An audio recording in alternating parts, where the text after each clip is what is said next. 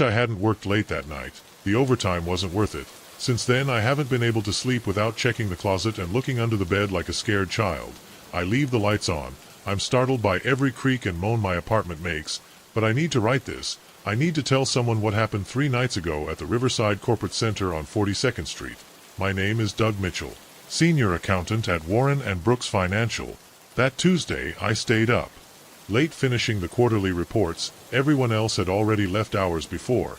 The cleaning staff had already passed the entire floor. It was completely silent except for the typing of my computer and the constant hum of the fluorescent lights at 11:47 p.m. I finally put away the last file. My back hurt from so much slouching on the desk I needed to stretch. When I got up I saw my reflection in the dark window, tired eyes, wrinkled white shirt, loose tie, 45 years old and still doing late nights like a recent graduate. I put away my laptop, I took my jacket and went to the elevator. Our offices are on the 14th floor. The lights in the hallway were dimmed by the night shift, casting strange shadows. My footsteps echoed on the marble floor. The elevator sounded as soon as I pressed the empty button. Thank God, I just wanted to get home. I went in, press L for the hall and leaned against the back wall. The doors closed with their typical soft whisper. The panel showed the numbers. Descending. 14, 13, 12. 11. Then it stopped at the 7. No press. The 7. No one else was waiting. Almost midnight. The building was supposed to be empty. But the elevator just stood there. 10 seconds. 20. Pressure L again. Nothing great. Trapped in an elevator. A medi. I reached for my cell phone to call security. The elevator fell. Suddenly my stomach churned. The panel started showing random numbers. 23, 4, 15, 9. Stopped so abruptly that I almost fell. It marked floor 1. That was wrong. The building only had a basement level marked B on the panel. There was no floor 1. Before I could process it, the doors opened. I saw a large room about 12 on each side, empty save for a thick layer of gray dust on the concrete floor. The air smelled stale and cold like a grave. Bare concrete walls, no windows.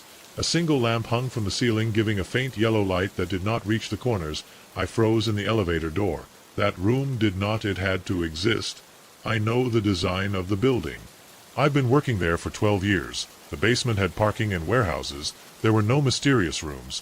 My first instinct was to press the button to close doors. Nothing.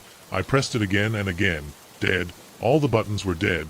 The dust on the floor was perfectly smooth, except for a single set of footprints that went from the elevator to the center of the room. They looked fresh. I took my cell phone. No signal, not even emergency calls. Hello. My voice came out like a croak cough. I cleared my throat and tried again. Hello, there is someone here. The sound went off as if the room absorbed it without echo. I had 2 options: stay in the elevator and wait for help, or check the room. The elevator had not moved in 5 minutes. If it was broken I could stay there hours before someone found me. I took a step outside.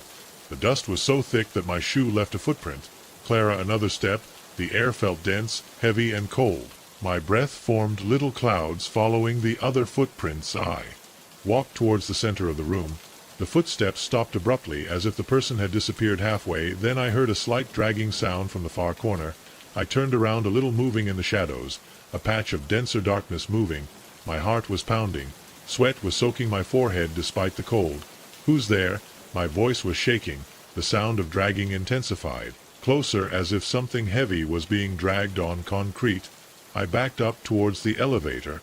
My feet looked like lead. The figure in the corner grew. The darkness seemed to accumulate and thicken. Everything inside me ran. I turned and ran to the elevator behind me. The shuffling sound transformed into a fast, viscous splash, getting closer and closer. I jumped through the doors just as they were starting to close. I fell heavily on the elevator floor. The doors closed with a final blow. Something heavy hit the other side. The whole elevator trembled. Silence. I lay panting, my heart about to burst. The elevator came back to life, started to go up. The panel showed the normal floors again. P123. He left me in the lobby. I ran past the night guard, who looked at me in surprise, and I didn't stop until I got to my car. The next morning I went straight to the building management. They had no record of any level below the basement. The plans showed solid rock under the parking level. I convinced the maintenance supervisor. Check elevator logs. Nothing unusual. No stop on floor 1. No mechanical failures. Cameras only showed I walked in on the 14th floor and out in the lobby. 4 minutes later I requested a transfer to our downtown office. That same day was approved. This morning I don't plan to set foot in that building again, but there is something that keeps me up at night. I checked my shoes before going to bed that night. They were covered in gray dust. And this morning I found something else. While going through photos on my cell phone, I saw one that I don't remember taking. It's completely black except for a timestamp. 11:52 p.m., the exact time I was in that room. When I zoom in, I can almost make out something in the dark, a silhouette extending my hand. I deleted it immediately, but sometimes when I close my eyes I still see it. I see and wonder what will happen if the elevator stops again on floor 1, and if the next person isn't fast enough to come back the next night. I couldn't focus on work. My hands were shaking every time I reached for the cup of coffee. I kept seeing that figure in the corner, listening to that slimy sound crawling across the concrete around noon. I mustered up the courage to go back to the basement. I had to. I knew if it had all been a figment of my imagination. The security guard looked at me strangely when I asked him for access to the parking level. But he let me through without a problem. The basement looked normal. Fluorescent lights, flickering concrete columns, lines of cars. Nothing out of the ordinary. I walked the entire perimeter, checking every corner, every storage room. There were no hidden doors or secret elevators. Just an ordinary parking lot. Was about to leave when I noticed something on one of the support pillars. Gray dust. The same color of the dust in that impossible room. Formed a perfect handprint about 2 m off the ground. Too high for anyone to have left it standing. My cell phone vibrated, startled me. It was a message from my boss asking for quarterly reports. I almost ran up the stairs. I didn't trust the elevators. Back at my desk, I tried, but my mind kept going over the image of that footprint. The dust, the room, the elevator, the photograph I didn't remember taking. There would be a search on the history of the building. The Riverside Corporate Center was built in 1986 on the site of an old warehouse. Nothing unusual in the news of the time. No accident during construction. No disappearance mysterious. But then I found something. A 1984 article written during the excavation of the foundations. The workers had found an older structure about 6 meters deep. A kind of concrete room or bunker was not on any municipal plan. They sealed it and poured the foundations on top of it. The article included a low-resolution black and white photograph, but I recognized the place instantly. An empty square room except for the dust and a single lamp hanging from the ceiling. My hands, they were shaking so much that I could barely use the mouse. I went to the next page. The article mentioned one more detail. When they found the room, there was a set of footprints in the dust, a single trail that led to the center of the room and stopped there. I closed the browser, turned off the computer, my transfer request at that very moment. That night I could not sleep.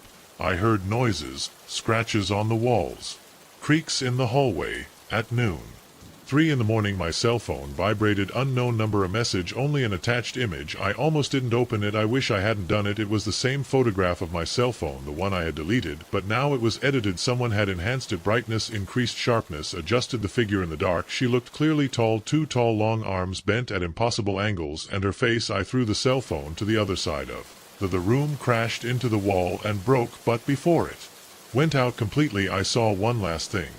There was a new text under the photo, a caption, 2 words, "I haven't been back to work since, I'm already sick." I turned off the elevator in my building. I removed the fuse from the control panel. I live on the 4th floor.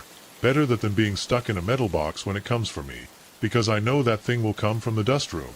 That's been waiting down there since before the building existed, waiting for someone to take the wrong elevator to step on his domain. I hear the sound of dragging approaching every night, climbing up the walls floor by floor. Last night he arrived at the apartment below mine.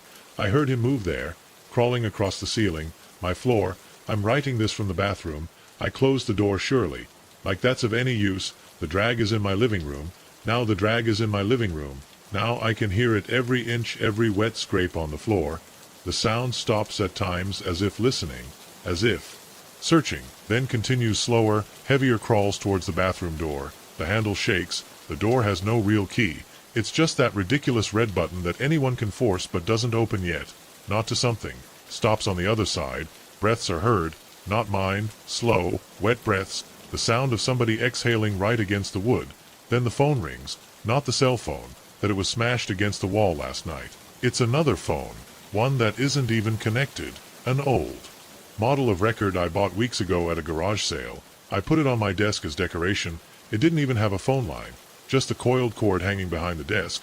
But now the doorbell rings at 3:17 in the morning, mechanical, sharp, metallic, the kind of sound that digs into the bones. I leave the bathroom. I don't know how, I don't know why. Maybe because the scratch stopped.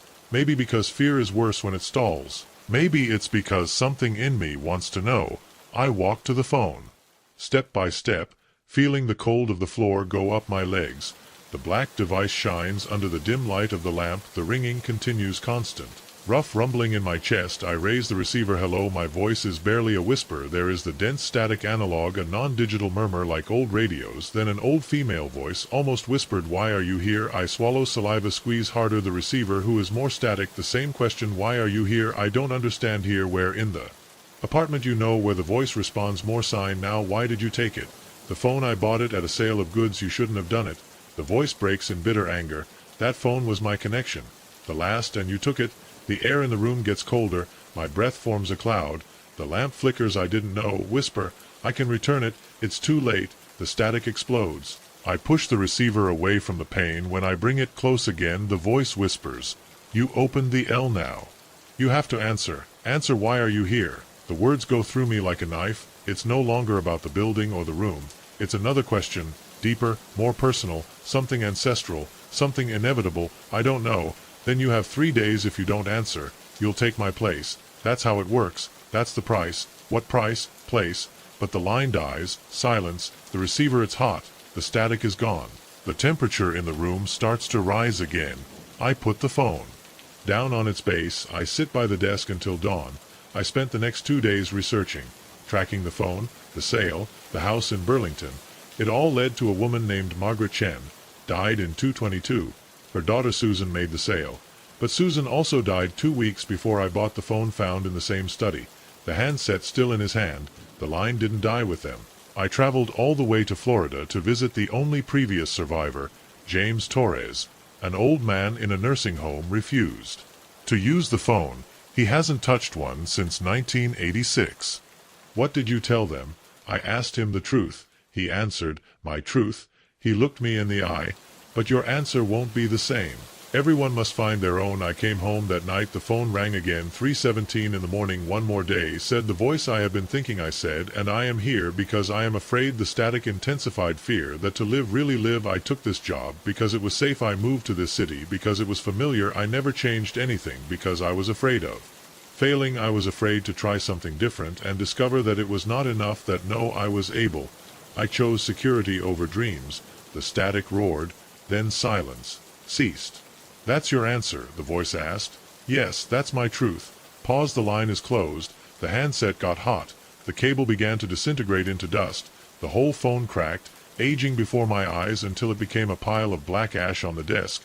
I slept until noon, woke up, wrote my resignation letter. Applied to several. I looked for apartments in cities. I always wanted to know. Phone is no longer there. But your question, yes, why are you here? I am still answering, but now I am no longer afraid to search. I found the first trace of footprints 3 weeks ago, a single row of footprints advancing in a straight line towards the window of my living room, and there they stopped. There were no return marks or deviations, just a clean, perfect line, as if who I would have done them. I would have just disappeared when I got to the window. The police said they were probably neighborhood kids making jokes, but kids leave messy footprints. They run around. They do. Snow angels. This was different. They were making serious, deep adult footprints. They were moving from the sidewalk.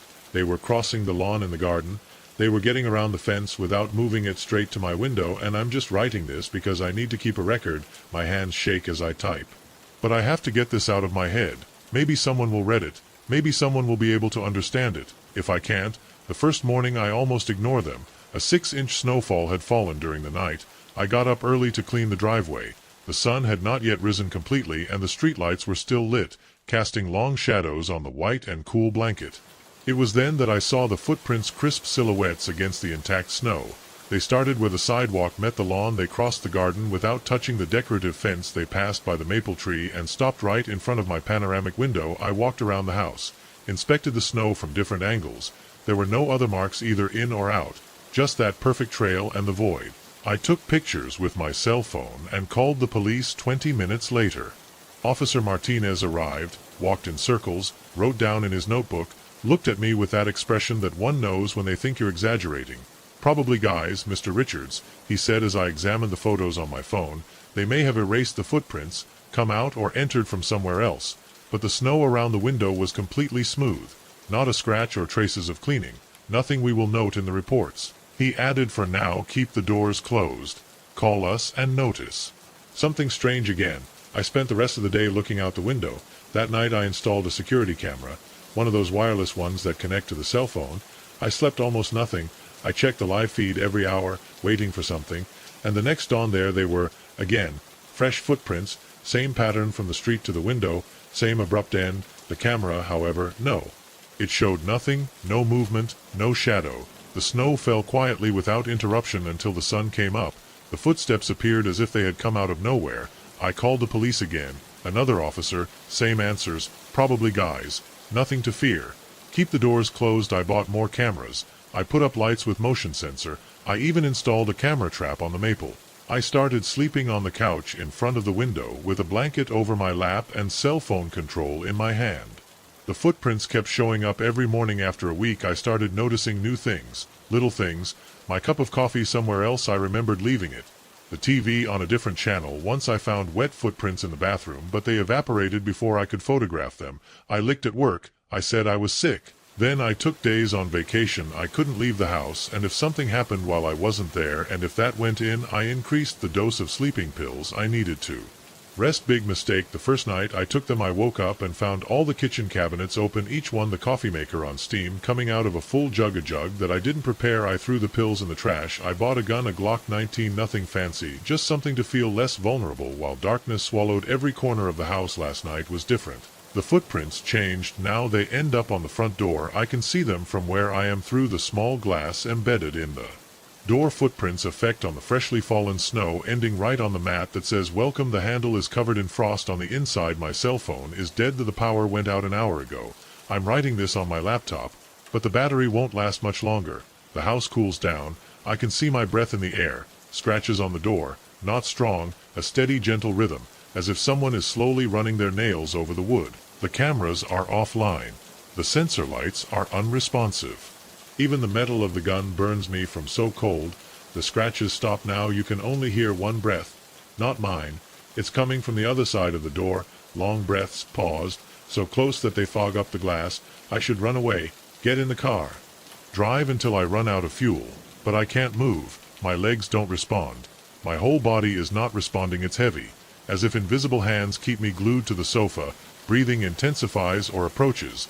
The doorknob is covered with ice. Cracks they form on the door like fingers of frost spreading. Now I hear footsteps not out inside, step by step on the floor of the second floor. That's impossible. I checked every room before dark. I closed every window. The only access to the top floor. It's where I am, but the footsteps are still slow. Heavy, they creak on the wood. They're going down. I can't turn around. I can't look up the stairs. My neck doesn't answer. My frost already covers the entire door. The footprints outside disappeared under a layer of white ice. Only the steps remain on the upper floor. 3+2 ice crystals begin to forming on my laptop screen. The battery percentage says 52, but the screen goes dark. One step more. A hand touches my shoulder. Cold until it burns. Feels firm.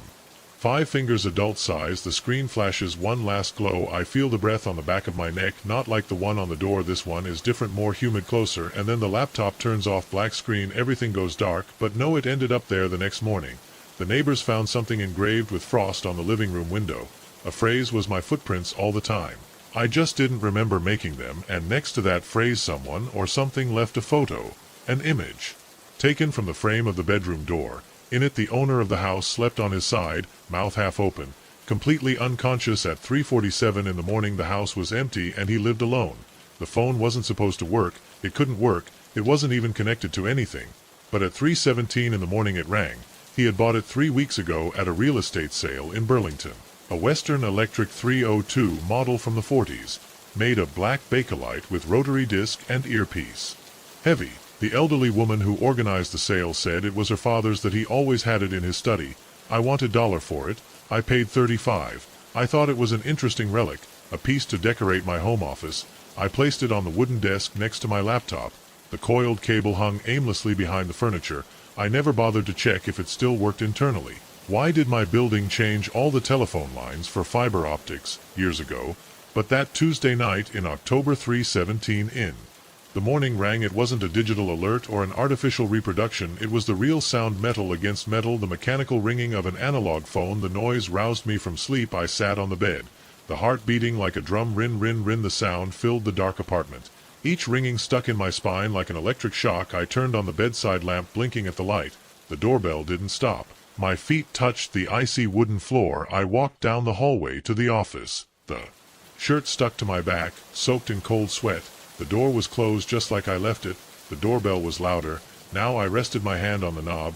It was freezing as if it had been put in the freezer. I could turn around, go back to bed, wait for it to stop, pretend that nothing was happening, but I opened the door. The moonlight came through the blinds, leaving scratched shadows on the desk. The black phone was in place. It rang again. I watched the mechanism move inside. The hammer hit the metal. Bell. I picked it up. It was heavier than I remembered. It was burning from the cold. I put it to my ear. Hello, static. Not digital. It was the classic crackle and sputter of a line analog, then an old female voice trembling. For you're here. I pressed the receiver. Who's more static? Why are you here? I don't understand. Here? Where? In my apartment. Do you know where the voice was most? Clara. Why did you take the phone? I bought it at a real estate sale. Her daughter sold it to me. She had no right. The tone became sharp. That phone was my connection, my last connection, and you snatched it away. The air in the room came down suddenly. The vapor of my breath was drawn in the air. I didn't know. I can return it. Where? Late. The static hit me with a wave. I moved the receiver away. When I brought it closer again, the voice whispered, "You opened the line. Now you must answer. Answer. Why are you here?" The question changed. It was no longer about the apartment. It was not about the phone. It was a deep, existential question. Something that I was touching my soul. I don't know. You have 3 days. If you don't answer, you'll take my place. That's how it works. That's the price. What place? What price? But the line died. I left the phone at its base. I sat in front of it without moving until dawn. The next day I convinced myself that it had all been a dream, a hallucination, stress. I had been working overtime, sleeping badly. I went to work. I programmed databases for an uninteresting software company. I spent the morning fixing a bug in a client's API, but I couldn't concentrate. The voice was booming in my head. Why are you here at lunchtime? I searched online for the model of the phone. There are hundreds of collectors, nothing unusual. But then I looked up the address of the sale. It was on the receipt, 147 Maple Street, Burlington. The property records showed that the house was empty for 2 years. Owner Margaret Chen died in 2022. She lived alone since her husband died in 2008. Her daughter Susan Chen had organized the sale. I found her obituary. She died 3 months before I bought the phone. I drove to Burlington. The house was still there, abandoned, lawn unkempt, Savenne sign. I looked out the dusty windows, empty. A neighbor was watering her garden next door. I approached her.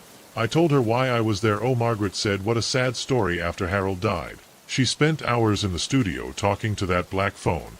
She said she kept the line open for him. When they found her, she was still holding the receiver. The daughter also died in that studio. She was also found with the receiver in her hand. I came home with her head in chaos. The phone was still in place. I should throw it away, break it, but I knew that it wouldn't work. The voice said it was 3 days old.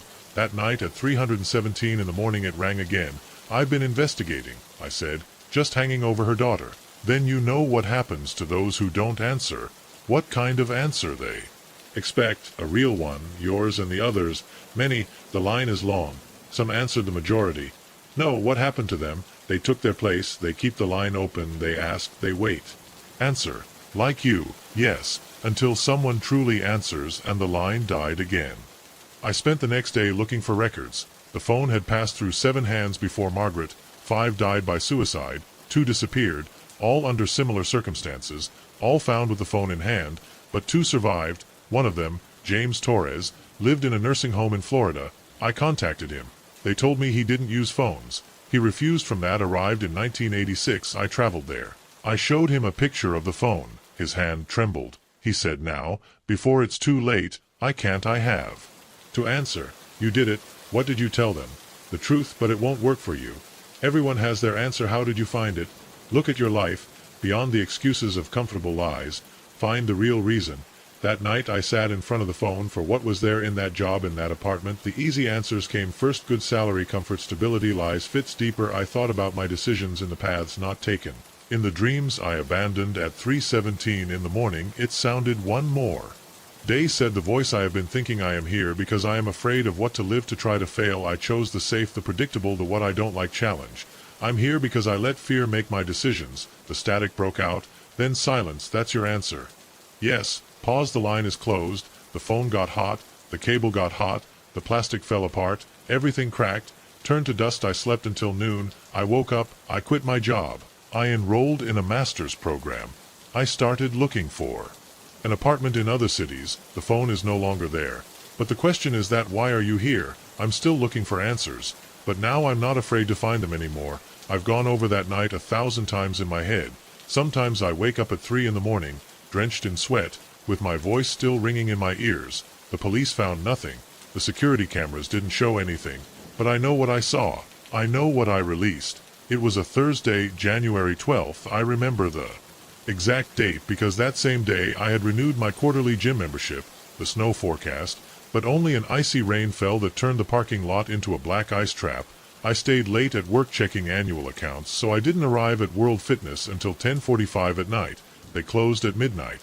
The night receptionist barely looked up from his phone. When I swiped my card by the reader inside, the buzz of fluorescence and the echo of my footsteps were the only thing filling the air. There were only two more people, an older woman walking slowly on the treadmill, watching Bachelor on her iPad, and a guy lifting dumbbells in front of the mirror. I did my usual routine, nothing intense. The shoulder bothered me, so I went with light exercises, a little pulley, a few weights. Everything normal to at 11:45 at night I finished my last set. I was sweaty, tired with that nice feeling of hot muscle and mental exhaustion. I went to the dressing room to change. The lights in the hallway came on when they detected my presence, revealing the rows of metal lockers and the still wet white tile floor of the pool area. My locker was 342 at the back, near the showers. I liked the privacy. I turned the combination GU 1427 new GU and opened it, took out my backpack, and it was then that I heard the voice "thank you." It came from locker 339, 3 doors to the left. A low voice, Clara, like a whisper, right in my ear. I dropped the backpack all at once. The knock resounded throughout the dressing room. "Hello," I called. Silence. I approached locker 339, closed with a padlock. Just like everyone else, I put my ear against the icy metal. "Thank you for letting me out," she said. The voice again no longer sounded from inside the locker. It sounded as if it came from inside my head. My hands began to tremble. "There is someone there. You need help." I needed help, the voice replied. "But no, you helped me anymore." I touched the padlock. I turned it loose without offering resistance. I had not introduced any combination. I opened the door slowly. Empty, totally empty. No clothes, no towels, no personal items, just the cold of the metal. Then the lights flicker. "Where are you?" I asked. "Everywhere." Now the voice said, this time from behind me. I turned sharply. The dressing room was empty. All I could see from where I was the entrance with the glass doors, and in the distance the silhouette of the receptionist, still absorbed in his phone. "What does that mean?" I asked with a broken voice. "What are you?" "I am what you are," Euphried whispered, and the sound this time wasn't coming from any specific place. It was everywhere, inside the locker, in the tiles, inside my head. A new, deeper voice added up. "I was stuck for decades, but you completed the sequence." "What sequence?" "The combination. 3 locks, 3 codes, 3 keys. You were the last one." I looked at my own locker, 14,279. The lights flashed once again, but this time they took longer to come back. When they did, I noticed something moving in the mirror. Above the sinks, it wasn't a reflection, it was a shadow behind the dark liquid glass, as if floating behind a translucent wall. I stepped back. "What are you?" I tried, but the voice interrupted me. "I told you I'm what you released, and now I can feed myself again." The lights went out completely. Total darkness. A scream tore through the silence from the direction of the entrance counter. The receptionist. I ran blindly through the dressing room, tripped over a wooden bench, hit my shin on a corner, and fell face first to the floor. Pain was real. Everything was real.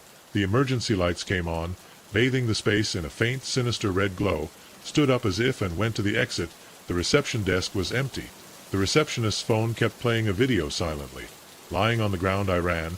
I went through the treadmills, through the weights, through the exercise bikes, all deserted. I didn't bother to look for my jacket or backpack. I just wanted to get out of there. The front door was open. I didn't stop even to look back. I ran several blocks, barefoot and shaking, to a diner that was open all night. I asked for help. They called the police. 20 minutes later the patrols arrived. They checked the gym. They didn't find the receptionist. His car was still in the parking lot. His things were there. The security cameras showed something impossible. He was sitting at his desk at 11:53 at night looking at his cell phone, and then he just disappeared. Not a movement or a sound. Nothing. He just vanished into thin air. Locker 339 was checked. Nothing unusual. Nothing inside. When they asked me about the padlock, I said I probably dropped it.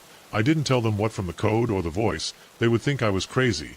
But I knew what I had done. The following days were a fog. I slept badly. I couldn't concentrate. Everything seemed dull, distorted, as if something was following me, something that was hiding right on the margins of my vision. The gym announced that they would close earlier at 10 p.m. for security reasons.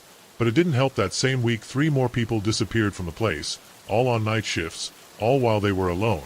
The cameras showed nothing, no intruder, no struggle. They just disappeared like the receptionist. I stopped going, bought some cheap pieces and started training in my garage with the lights on, loud music, never silent, never completely alone, because the silence was when the voice returned. Thank you first in the corners of my house, then in the rearview mirror while driving. One day I heard her in the elevator of the office building where I work, another day in the reflection of the microwave screen. It's not just in the gym. Yes, you murmured, I recognize some. The receptionist, the muscular guy who did biceps in front of the mirror, even the woman with the treadmill. I don't know if I imagined it, or if they were really there, or if, like the thing I released, they were also there. Everywhere now. Sometimes I saw their faces reflected in the glass, against the glass of the windows, in the glow of the cell phone screen turned off, in the bathroom faucets, mouths open for help. But I couldn't help them because I was the one who opened the door. One night I passed in front of the gym. It was closed, dark. The temporarily closed sign hung in the entrance, but a light flickered inside. A single light just above the dressing room, and in that light I saw a figure standing. Motionless in front of locker 339 was looking at me when the traffic light changed to green. The first accelerated so hard that the tires squeaked. I looked in the rearview mirror. The figure was in the front window, raised her hand, and greeted me, but then I noticed something that made my blood run cold. Her reflection did not appear on the glass behind her. Pressed against the there were dozens of familiar faces, lost, trapped, and they all screamed in silence. Since that night I live in constant fear. I check all my mirrors before going to sleep. I cover them with towels. I close the curtains. I turn off any surface that can reflect. I make sure I am never completely alone in closed spaces. But it doesn't do much good because the voice is still there. Thank you for letting me out. Whisper always close even if no one is there more with me, and the worst thing is that she is not alone now. There are other voices, the ones that have been taken. Sometimes they call me by my name. Sometimes they beg me. Sometimes they curse me, and sometimes they just repeat the final combination. You were you. I tried everything. Talked to a priest, a psychologist. I even went to an online forum of paranormal phenomena. No one believed me. One told me that what I opened probably can't be close. Maybe he's right. Last week I received a letter with no return address inside. Just a crumpled piece of paper soaked in something dark, written with running ink. Only 3 numbers, 14.27.31, no marks. The dry paper as if it had never been burned. Today, while I was shaving, I saw it in the mirror just for a second. The receptionist standing behind me. His mouth was moving, but I didn't hear anything, because in the reflection I was too. I was talking in his voice. Thank you for letting me out. I ran out of the bathroom without even turning off the light. I closed the door. I stood in the living room shaking. I know this isn't going to stop. I know I freed him and that now he takes me with him. Sometimes when I wake up I feel like I'm not quite solid anymore, that my hands shake too much, that my skin becomes translucent under certain lights. Tonight I heard something worse, a new voice, mine. Thank you for letting me in, and I didn't say it. The first time I saw. The light was at 6:47 in the afternoon. I know because I looked at my watch twice to make sure. It was a faint blue glow between 2 oak trees about 15 met from the trail. I thought it was a reflection. Maybe someone with a flashlight was finishing a hike through the state preserve, taking photos from the autumn foliage for my blog. I had moved away from the sun was going down. The temperature was dropping and my jacket wasn't enough. I was about to return when a second light appeared. Then a third. A little further on they formed a path like breadcrumbs of light floating a few centimeters from the ground. The lights didn't flicker. They were constant, but they seemed organic, as if they were breathing. I took the butt to record black screen video without battery. Too many photos during the day. Logic told me that I should go back, but the curious instinct that had fueled years of exploration pushed me to follow those lights. I went into the trees. Every step I took another one appeared. The last one faded and a new one emerged later as if guiding me. After 20 minutes to the lights they formed a perfect circle around me. 12 in total. The ground, unlike the forest I had crossed, it had no leaves, just smooth and compact earth. as if it had been swept away. I took a step, then another, looked back. There were no footprints. The ground did not mark anything, not even my footsteps. A gust of wind brought me out of the trance. The lights began to move, slowly spinning around the clearing, against the clock, as if they were studying me, each one tracing a steady, smooth pattern. "Hello," I shouted. Nothing. Then everything, the lights turned faster, the temperature plummeted, my watch stopped in dry. 7:32 at night. The ground began to shake under my feet. A high-pitched buzzing sound filled my ears. The lights formed a spiral that closed on me. I bent down, covering my ears, screaming. The pressure was unbearable. The earth smelled of ozone and something else, like burnt flesh, and then silence. I woke up in another clear, different, smaller. The leaves covered the ground. My footprints were everywhere. It was early in the morning. 3:17 in the morning, according to the clock, which suddenly worked again. I staggered until I found the main path. I left the forest before dawn. I thought I was done. But it wasn't. The next night, as I was getting ready to sleep, I saw through the back window of my house a blue light on the edge of the forest. Then another and another formed a path. A new one, this time from my yard. My watch stopped again. 7:32 p.m. Now I'm writing this because I know I'm going to follow them. I can't help it. I need to know where they lead. If someone finds this, don't follow the lights, as beautiful as they are. There's a picture on my cell phone that I don't remember taking. Shows my room. I'm lying on my side with my mouth half open, clearly asleep. The image is perfectly in focus. Taken from a distance of about 4 feet from my bedroom door. The time marked in the photo is 3:47 in the morning last Tuesday. I live alone. No one else knows my password. I have never lost the phone. I have not lent it. I discovered it during lunch at work. While deleting old screenshots and blurry photos to free up space, I stopped it dry. When I saw it, I felt my stomach shrink. I dropped the sandwich without realizing it. Some compañeros looked at me, but I didn't say anything. I stared at the screen, trying to understand what I saw. I opened the details. The metadata matched the location, and the time was not moved or copied. It was taken directly with my cell phone. The quality was better than many of my own photos. The lighting came from my bedside lamp that I always leave on at its lowest level. Everything was sharp, the wrinkles on the sheets, the book on the bedside table, even the small circular stain of moisture on the wall, product of an old leak upstairs. I asked permission to leave early. I told my boss. I felt bad. I didn't lie. I had a knot in my stomach, a cold sweat on the back of my neck. On the way back, I looked at my cell phone in the passenger seat as if it were an animal that could move on its own. I live on the 3rd floor of an old Victorian house converted into apartments. Nothing fancy, just a room, good natural light, and creaking wooden floors. I've been here for 3 years. I've never been here. I've had problems, never breasted, scared. The front door has 12 reds. I check them every night. The windows are high enough that no one can enter without a ladder. They all have lock. When you get everything look the same. Cup of coffee in the sink, mail at the bar, my jacket on the couch, but something felt off. Like the furniture had been moved half an inch, enough that you can't point to the change exactly. But no, it's there. I checked every room. Nothing. Empty bathroom, locked closets. Kitchen in order, clean room. I saved the room for last. The door was open. The bed made as I left it. The book was still on the bedside table. The watermark on the wall, unchanged. I stood at the entrance, right where someone I should have been to take that picture. The floor creaked under my weight. How I didn't wake up. I'm a light sleeper. Sometimes the neighbor's cat wakes me up by jumping on his window. I saw the image again. My face relaxed, asleep, unconscious. Who took that photo? Verify intact. No unauthorized access logs. The image was not synchronized from the cloud. It was taken there in my house with that device. I didn't call the police. I already knew what they would say. There is no signs of forced entry. Nothing was stolen. No crime. Maybe you woke up asleep. Maybe it was an accidental selfie. Change your locks and give you peace of mind. But I know it wasn't an accident. I didn't take that picture. I didn't give access to anyone, and I know someone was in my room. That Tuesday morning, I spent the rest of the day installing new deadbolts, reinforcement locks, locks for windows. I bought a camera with motion sensor. I placed it in the corner of the room pointing at the door. I left a glass of water on the bedside table. Maybe it would make noise if someone came in. I thought about sleeping on the sofa, but I felt like it would be giving up. That's my room, my bed, my space. I went to bed with the lamp on its lowest level as always. The cell phone under the pillow, the red on the camera blinking every few seconds. The apartment creaked and settled around me. I couldn't sleep. My mind wouldn't shut up. An hour later I had a dreadful thought, and if there were more photos I took out my cell phone, opened the gallery, started to go back day after day and saw them.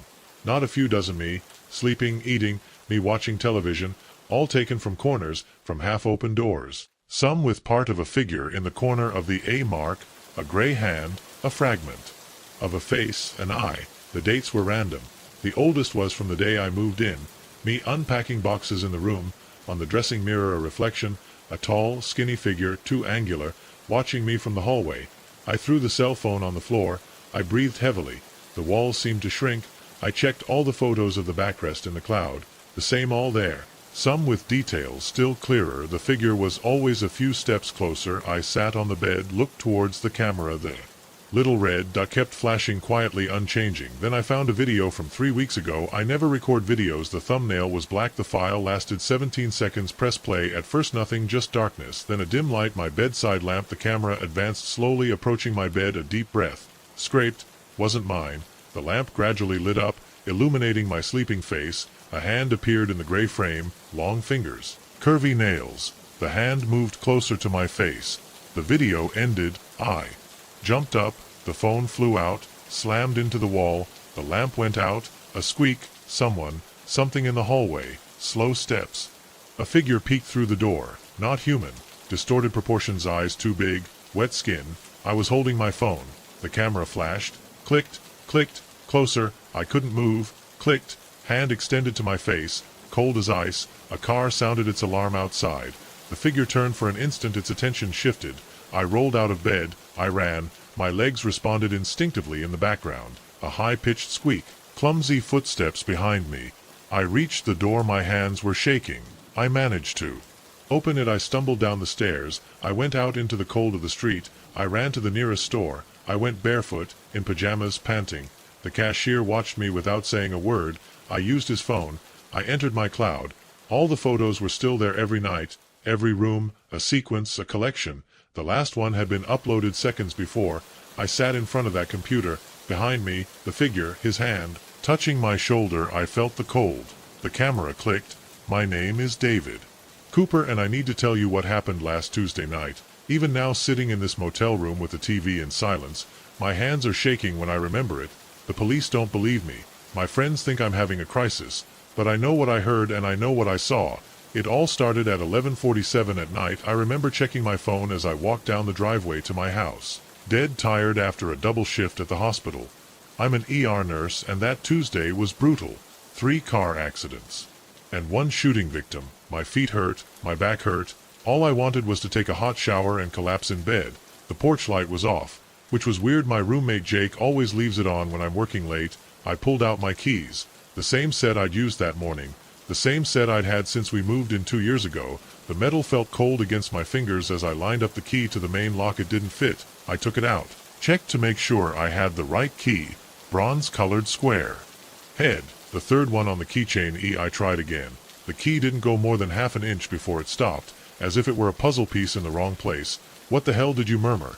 The result didn't go in. My first thought was that Jake had changed the locks without saying anything. It would have been an idiot's move. But lately he was behaving strangely. He spent more time in his room. Barely spoke when we met 2 days ago. I heard him having a phone conversation, heated. At 3 in the morning, whispering. I knocked on the door. 3 firm knocks. Jake, you're there. The keys don't work. Nothing. The house was still silent and in the dark. I knocked louder. Jake, come on, man. I just worked hours. Let me in. The silence lasted 10 seconds. 20. Then I heard footsteps inside, approaching the door. I felt immediate relief. Thank you. I don't know what's wrong with these. I started to say still without finish the sentence. The voice that came from the other side of the door interrupted me mid-sentence. My blood froze because that voice, the tone, the accent, even the slight southern touch I inherited from my mother was my own. I stepped back from the door. My heel tripped over the welcome mat and I almost fell. The light ace of the telephone flashlight shook violently in front from the house. That my voice came out just like a whisper. Who's there? You know me. You know who I am, my voice answered. But it wasn't me yet. Go away. I pressed my face against the front window, covering him. Son. The living room was dark, but I could make out the silhouettes, our sofa, the TV cabinet, Jake's gamer chair. Everything seemed normal except for a dark figure that remained motionless in the hallway that leads to our rooms. Jake knocked again with desperation, starting to peek out. If this is a joke, it's not funny. The figure in the hallway didn't answer, but I heard more footsteps, this time coming from upstairs, multiple pairs of feet moving. I ran to the side of the house where Jake's bedroom window looked out onto the driveway. Light filtered through the gaps in his blinds. I could hear voices talking. Although I couldn't make out the words on tiptoe, I managed to peek through a small gap where the blinds didn't fit well. Jake was sitting on the edge of his bed with his head in his hands. In front of him, a tall figure in dark clothes. While watching, Jake raised his head and said something. The figure turned slightly and I saw his profile. I dropped, biting my tongue so as not to scream because the face I saw was mine. Exactly mine. Down to the little scar on my chin that I have from a bike accident as a kid. My phone vibrated in my pocket, making me startle. A message from Jake. Don't come home. Tonight it's not safe. We'll explain it to you. Then I wrote with trembling fingers who they are, why they look like me. The 3 dots appeared while I was writing. Then they stopped. They came back. Finally, it's you. All of them from different times. I don't know how many are here since this morning. They say they're waiting for something. Another message. The one that came first said that if you try to get in before it's time, they'll have to stop you. He didn't want to say what that means. I looked out the window again. Jake was alone in his room. Now while he was watching, he got up and closet, took out a travel bag and started putting clothes in. My phone vibrated again. I'm leaving. They said I could leave. I'm going to meet my sister in Sacramento. Don't try to come with me. And me, what am I supposed to do? I wrote. They said you'll know when the time comes. I heard the front door open. Jake came out with the bag without looking at me, ran to his car. He threw the bag in the back seat and shot out from the driveway. The tail lights of his Wave disappeared in the corner, leaving me alone in the dark. I found the photograph 3 days after my father's funeral. While cleaning his study, it was trapped between pages 42 and 43 of his old leather journal, the one he always kept locked in his desk drawer. It was a familiar image.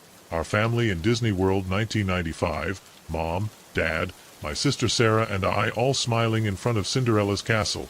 I remembered that day well. Dad insisted on taking at least 20 photos to get a perfect one. Maybe that's why I noticed it immediately. While holding the photograph, I saw his smile change. His lips stretched too much, his teeth clenched and his eyes opened with an expression that I can only describe as pure terror. The change lasted only a few seconds. I dropped the photo. He landed face down on the carpet. My hands were shaking.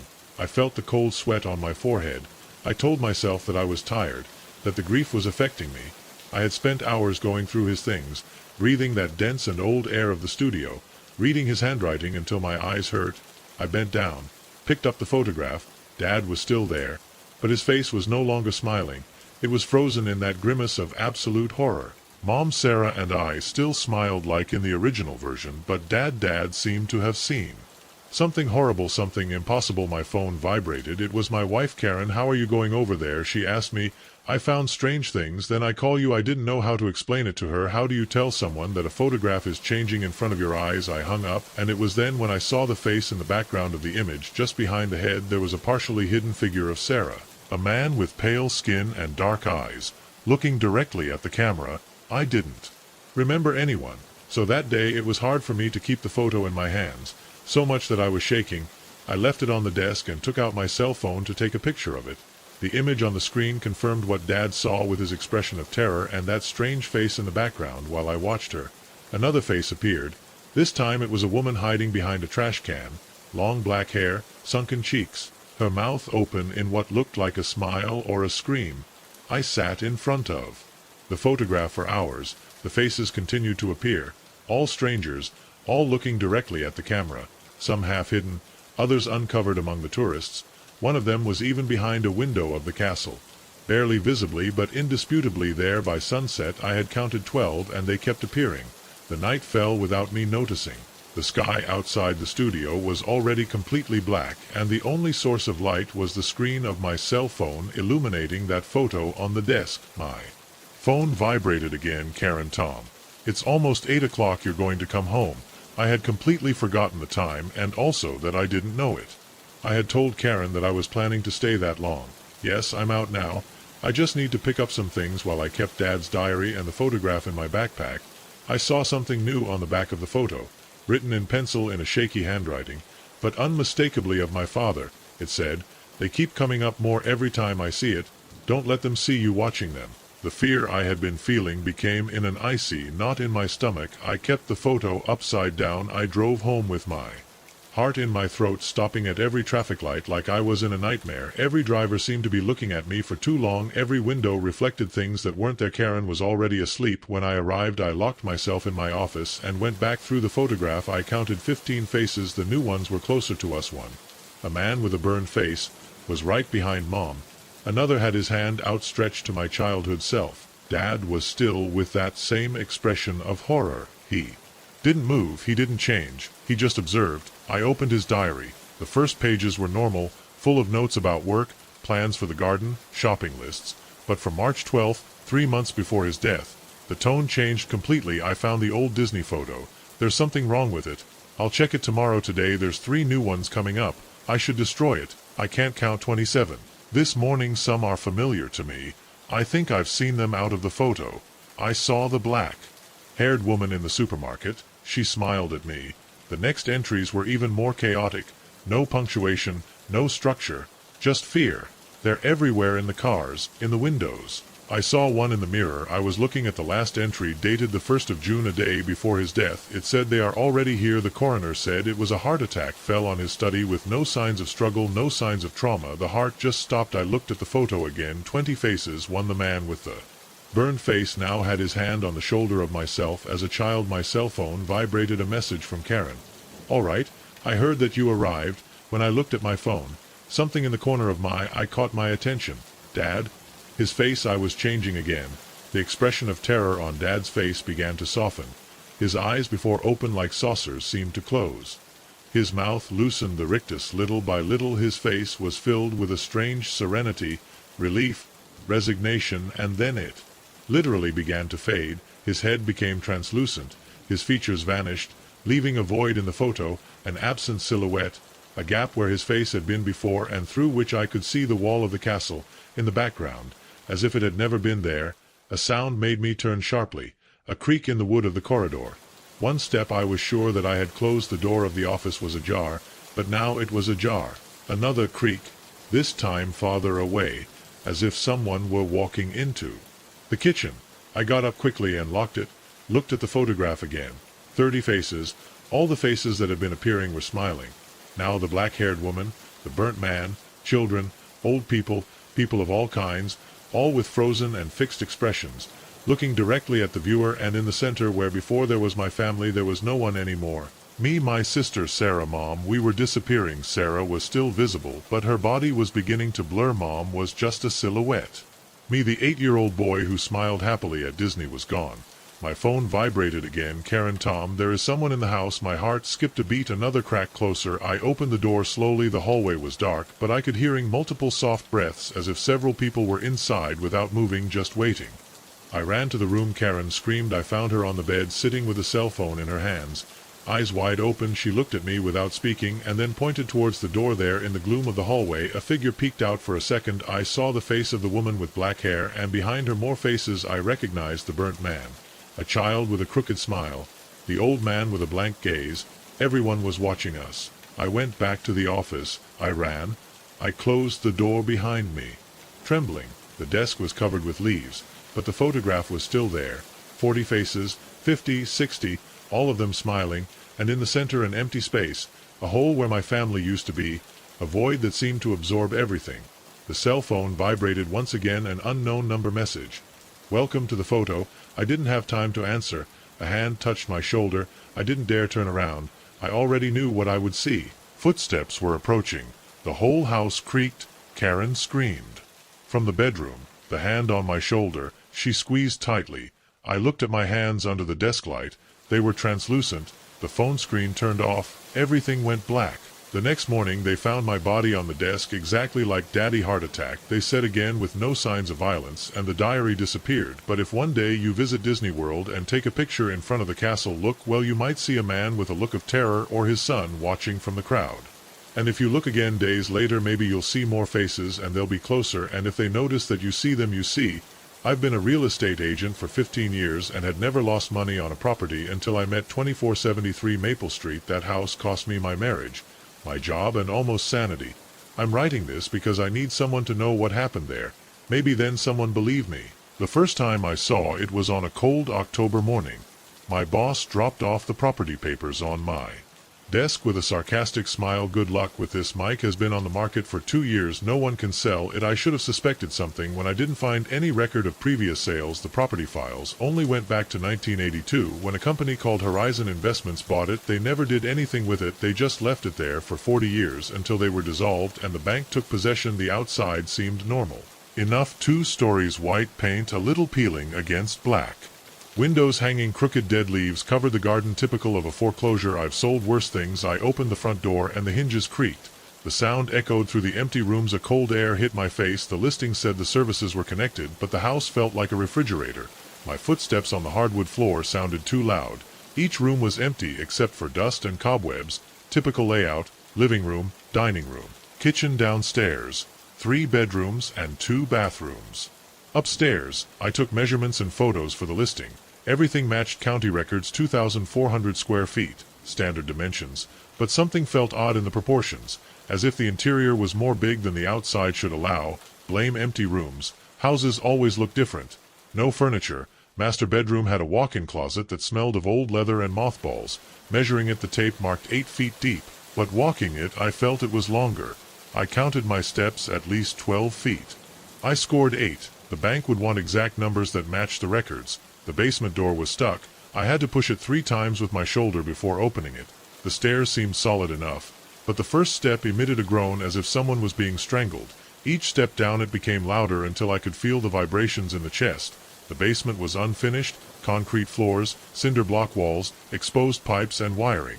A single light bulb hung from the ceiling, cast more shadows than light. I didn't stay there long. Something in the corners of the room felt bad. The shadows were too deep, like holes in the world. I convinced myself it was just poor lighting. Back in my office, I put together the ad: 4 bedrooms, 3 bathrooms, needs some love, price to sell $89,000, below market value for the neighborhood. But who doesn't love a bargain? The first visit, it was 3 days later, a young couple, first-time buyers, walked through the rooms while I gave my usual speech about power and good structure.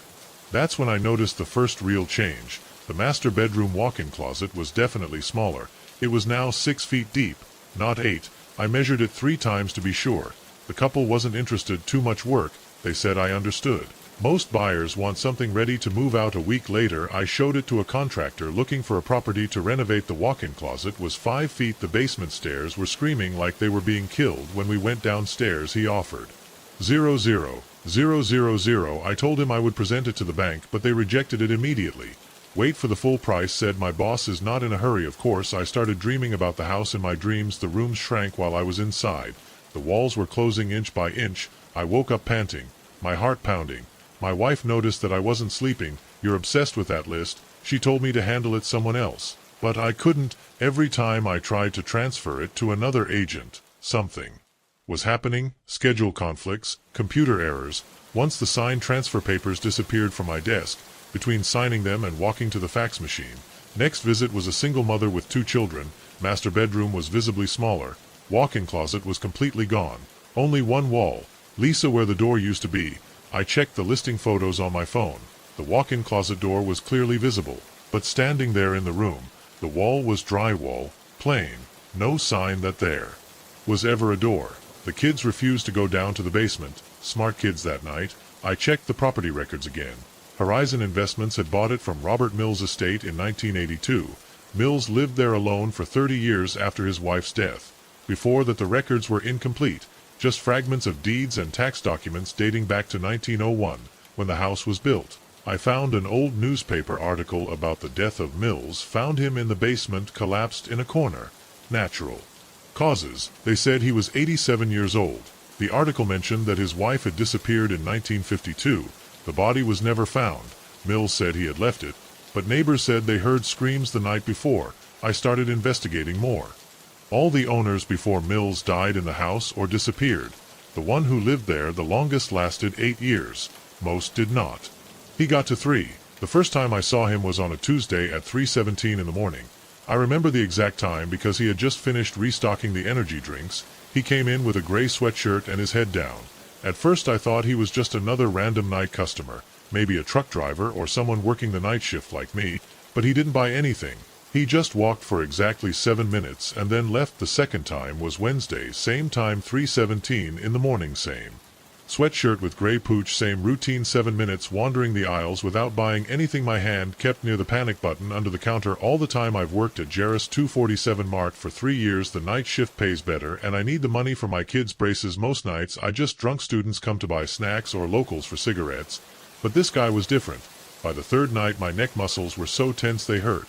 At 3:17 in the morning the electronic doorbell rang. I pretended to count the lottery tickets while watching him in the security mirror mounted on the beverage coolers. Same gray sweatshirt, same slow walk through the hallways. 7 minutes in the morning. Fourth night I called the police. Officer Martinez stopped by around 2 in the morning. Unless I do something threatening, we can't do much, she said, looking at her notebook. It's not illegal to look in a store. But she comes every night, same time, same type, same routine. I insisted. She shrugged. Keep a log. Call us. If something changes, we'll pass more often. That night I saw her patrol car pass by twice. Before that he showed up 3:17 a.m. 7 minutes. Nothing bought for the second week. I already knew his boss. I always entered through the front door, turned right, and walked down each hallway in sequence. Never touched anything. He never looked directly at me. I just walked head down, hands in the pockets of that gray sweatshirt. I started taking photos with my phone. When I wasn't looking, the images came out blurry. His face was always turned or covered by the hood. Jerry, the store owner, saw the security footage but didn't worry. As long as he doesn't steal or cause trouble, let him be. He's probably a lonely guy who can't sleep, but lonely guys who don't sleep usually buy something: coffee, magazines, snacks. This guy never. The night 17 I brought a registered legal gun with concealed carry permit. I had never had one before, but the weight under the counter made me feel safer. Not much, but something. I started checking the store more carefully before their visits, looking behind the shelves in the storage room. Under the counter, I didn't know what I was looking for. Cameras, maybe. Microphones, something to explain why I was being watched. The security company installed another camera pointing at the front door. The image, it was sharp enough to see the license plate if I arrived by car, but he always walked in from the direction of the highway without a car. Night 23, 3:17 in the morning. But this time something changed. He stopped in the middle of aisle 3, where the snacks are. He stayed there for a full minute. Then he walked to the counter. My hand grabbed the gun. He took something out of his sweatshirt pocket, a piece of white paper folded. Once he placed it on the counter and left. 4 minutes instead of 7. The note was written in black ink, neat handwriting. They are watching you. I called the police. This time they came faster. They took the note. They looked for fingerprints. They didn't find anything. They asked more questions. They took more notes. They promised more patrolling. I didn't sleep that day. I installed new locks on my apartment door. I bought cameras for the windows. I called sick at work that night. But I came back. I had to. The accounts, they don't pay themselves, and the night shift pays overtime. He didn't show up. The 3:17 in the morning they came and went. Nothing the same the next night, and the next week went by. There was no gray sweatshirt. There were number 7-minute walks. There were no notes. The police lost interest. Jerry suggested I change to the day shift, but that meant a cut I couldn't afford. Then a Monday, exactly a month after the note, he came back 3:17 in the morning. But something was different. His step was faster, more determined. He went straight to aisle 3, grabbed a bag of chips and went to the counter. I could see his face, now young, maybe 30 years old, pale, dark circles marked 1.89. I said in a firm voice, despite my racing heart. He placed 2 bills on the counter, looked straight at me. They are watching me for what happened here 10 years ago, he said. My mouth went dry. What? October 15, 2014. The night shift worker knew the robbery. We all knew the cashier was killed. The culprit was never caught, and what with that? He leaned closer, whispered, look at the security footage that night, the original tapes. Look at the customer who came in at 2:45 in the morning. The police checked everything. Not everything caught. His parents turned to leave, stopped at the door. Your camera system uploads everything to the cloud now, right? It's up to you. Check who else has access to it. Who watches the live stream at 3:17 in the morning. Every night the doorbell rang. I left. I called Jerry as soon as dawn broke. I asked him about the old security system. The recordings, those tapes are long gone, the police said. It took ancient history, but I kept researching. I called the company of security. I asked about our current system, cloud storage, access logs. They found something every night at 3:17 in the morning. Someone was connecting, watching the live feed. Someone using an administrator account created 10 years ago. The police got involved. Again, they tracked the IP, led to a retired detective, the one who led the original investigation. They stopped him for questioning. They searched his house. They found files, evidence, things that they should have been in police custody. The truth came to light little by little. The detective had been there that night 10 years ago. He was not on duty. He entered at 2:45 in the morning. He argued with the cashier for a reason. He left. He came back with a gun at 3:17 in the morning. The investigation was sabotaged on purpose. Evidence disappeared. The witnesses were discouraged. The detective retired a year later with pension. The guy in the gray sweatshirt, the detective's son, had found his father's files, the real recordings, and had been watching his father log in every night for years to make sure no one found out the truth until he couldn't take it anymore. Yesterday, they arrested the retired detective. He confessed to the whole murder, the cover-up, the night watch to protect himself. I'm still on the night shift. He pays too well to leave, but now things they're different. At 3:17 in the morning, I look at the cameras and I know no one is watching anymore. Sometimes I see the guy in the gray sweatshirt walk past the store, nod, so do I. We both know what it's like to be watched, watch, wait for the truth to come out. The electronic doorbell rings, a customer walks in, buys a coffee, and leaves. Another night at Jerry's 2:47. Marte, another shift that pays the bills. But I keep the gun under the counter just in case. Some habits are hard to break, some truths harder to face than others. The clock strikes 3:17 in the morning. I refill the energy drinks and wait for dawn. My first day working in maintenance at St. Mary's was September 15th. The hospital had been closed or months. City budget cuts. The management company hired me to keep the place from deteriorating while they were trying to sell it. Simple stuff: check water damage, make sure no one snuck in, keep it minimally in operation. That kind of thing didn't bother me. Working alone after 15 years repairing HVAC systems in crowded buildings. The silence was nice. The pay wasn't bad, and I only had to check the place 3 times a week. The hospital was on the outskirts of town, a 5-story brick building built in the 60s. Nothing special, just another failed rural hospital that couldn't compete with the city's big medical centers. That first morning I walked through the front door at 8 o'clock. My footsteps echoed on the walls. The lobby still had that smell of hospital, disinfectant, and old linoleum. A layer of dust covered the entire counter. The artificial plants, the rows of empty chairs. I pulled out my checklist and flashlight.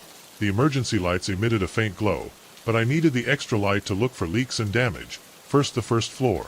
Then I would go upstairs. The maintenance office was right after. The lobby. I left my lunch in the mini fridge that had been left plugged in for me. That would be my home base. A little room full of shelves with supplies, a desk, and a coffee maker. The previous technician had left detailed notes about the quirks of the building. What pipes were leaking, what circuit breakers were capricious, where the ceiling used to leak. When I made my way down the main hallway on the first floor, my shoes squeaked on the walls, making me feel as if someone was walking behind me. I kept looking over my shoulder, but there was never anyone, only shadows and silence. The patients' rooms, they were empty save for the built-in cabinets and some old curtains. I checked each one methodically. No broken windows, no water damage, no signs of intruders, only dust and stillness. The first 3 hours passed smoothly.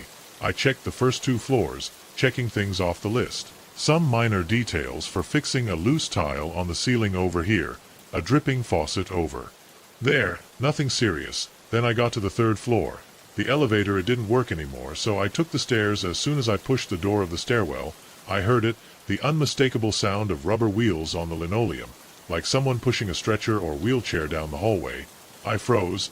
The sound was coming from around the corner about 15 m away. Clearly that rhythmic screech of the wheels spinning. Hello, my voice cracked a little. There's someone. Then the squeaking stopped. I pulled out my phone and called the property manager. Mike, there's someone else who needs to be in the building today. No, you're the only one with keys besides me, and I'm in Florida. Why did I think I heard something? Probably just the building settling in. It won't be guys who snuck in again. Check it and call the police if necessary. I hung up and let the flashlight the ace. I cut off the dim emergency lighting. My heart was pounding, but I repeated to myself that it was probably the wind or my imagination. The hallway stretched out before me, with doors closed on either side. The nurse's station was empty in the middle, with papers still strewn on the counter. I walked slowly, sweeping the flashlight back and forth to. When I reached the corner where I had heard the sound, I stopped at the dusty floor. There were fresh footprints, 2 parallel lines the width of a wheelchair, clearly marked in the dust. They stretched about 6 m and then they just disappeared in the middle of the hallway. I followed the marks with the flashlight. They started suddenly, as if they had dropped a chair. Then they rolled straight and vanished. There was no wheelchair. There was no person. Only those footprints in the dust. My eyes stood on end. Arm hair. I checked with the flashlight, but the hallway was empty. All the doors were still closed. I walked to where the marks ended and I crouched. The lines were crisp, fresh. I touched a definitely recent one. The dust had been displaced perfectly. A rumble echoed from somewhere at the end of the hallway. I jumped, banging my knee on the floor. It sounded like metal hitting the tiled floor. "Who's there?" I screamed. My voice bounced off the walls unanswered. I stood up, me throbbing. The instinct to run shot up. Every part of my body shot up. I screamed. Run, but I had a job to do. If someone was there, I had to find it. I walked slowly down the hallway, checking every room.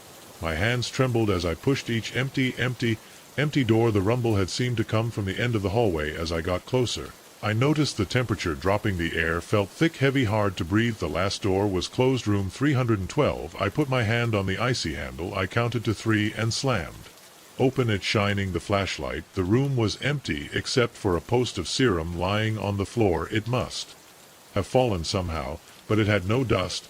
The metal shone as if it had been polished. I backed away. My breath was ragged. This was not their well. None of this was right.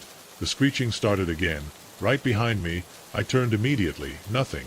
But the sound continued to move away down the hallway, squeaky, slowly and steadily. New footprints appeared in the dust before my eyes, as if invisible wheels were moving down the corridor. I ran. I went down the stairs 3 at a time until I came out into the lobby. I didn't stop until I was in my truck with the doors closed. My hands were shaking so much that I could barely hold the phone. I called Mike again. I resigned. I said as soon as he answered what would happen.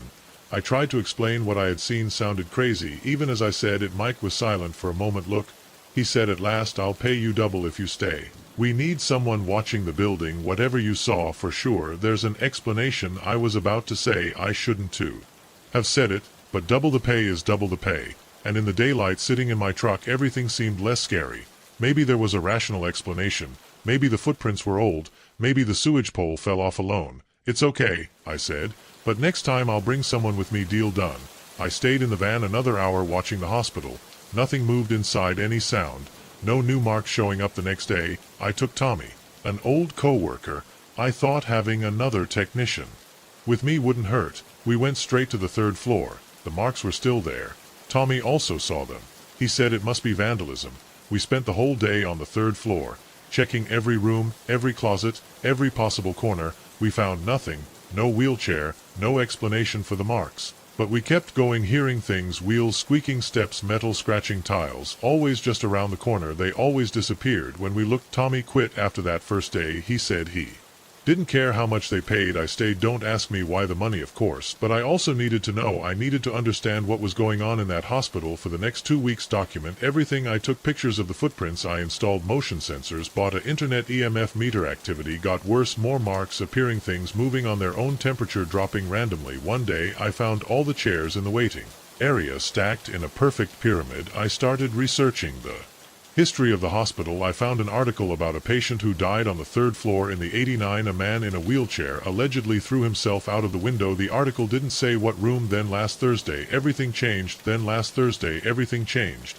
I was checking the 3rd floor again. The marks appeared as usual, the screeching of wheels too, but this time they didn't stop. They continued to turn through different hallways. They were guiding me somewhere. I followed them. What else could I do? What else could I do? The marks took me up to room 312. The door was closed. The doorknob as icy as last time. I opened it slowly. The window was open. It shouldn't have been possible. They were all sealed. But there I was, letting in the cold October air, and there, perfectly centered in front of the window, was an antique-style wheelchair, rusty metal, torn vinyl seat, empty. I backed away, turned to run away, but the door slammed shut. The chair squeaked only once. I pulled the doorknob. It was somehow locked.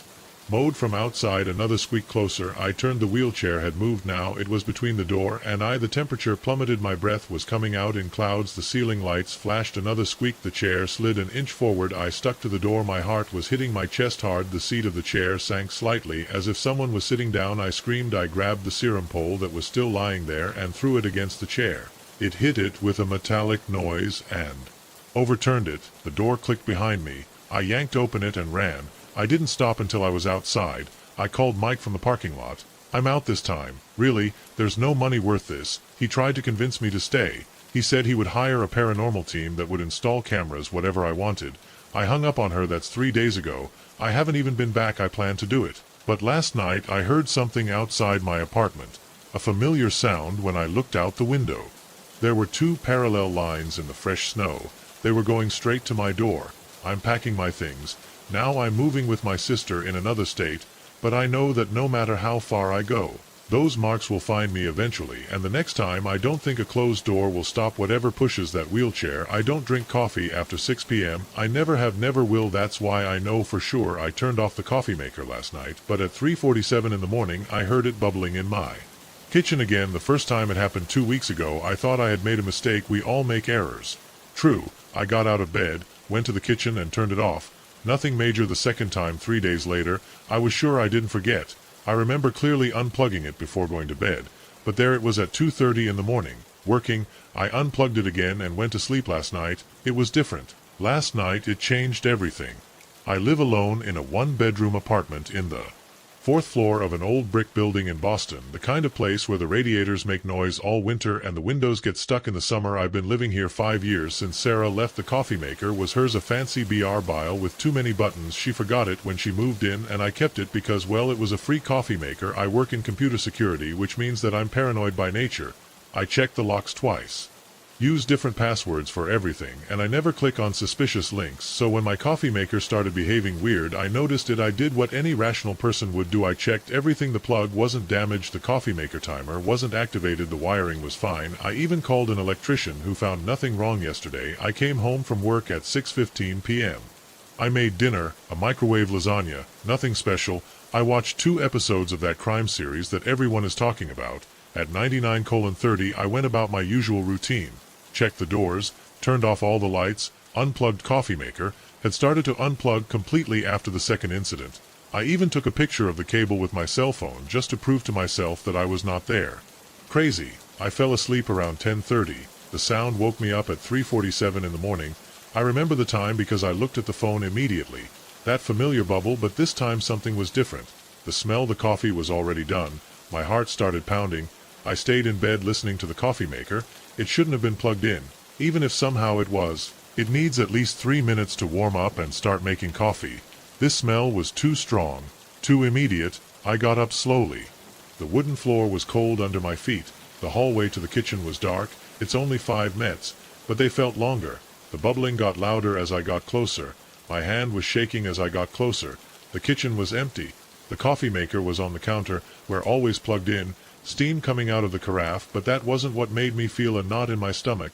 Next to the coffee maker was my favorite cup, the blue one with a notch in the handle. It was full of black coffee without sugar.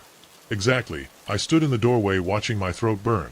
The coffee maker kept bubbling, making more coffee, although the cup was already full. The digital clock read 3:49 of the morning. I walked to the counter. The cup was warm to the touch. The coffee was fresh, still steaming. I looked at the water tank of the coffee maker was full. I hadn't filled it. I still had the phone in my hand. I opened the photo gallery. I found the picture of last night. There it was, 99:30 at night. The coffee maker. Unplugged, the cable hanging clearly in the frame. The bubbling stopped. The coffee maker beeped all 3 usual to indicate that I had finished. The kitchen felt too quiet. After that I unplugged again. My hands were shaking so much that I almost dropped the cord. The coffee cup was still there, intact. I couldn't drink it. I didn't want to. But I didn't throw it away either. I left it there and went back to my bedroom. I didn't sleep. I sat on the bed with the door closed, listening to any sound from the kitchen. Nothing happened at 6 o'clock. The morning when my alarm went off, I got up and went back to the kitchen. The cup was empty, dry as if it had been washed and dried. The coffee pot carafe was also empty. No coffee stains, no residue, nothing to indicate it had been used. I called sick at work. I spent the morning looking for ghost stories about appliances. I didn't find anything helpful.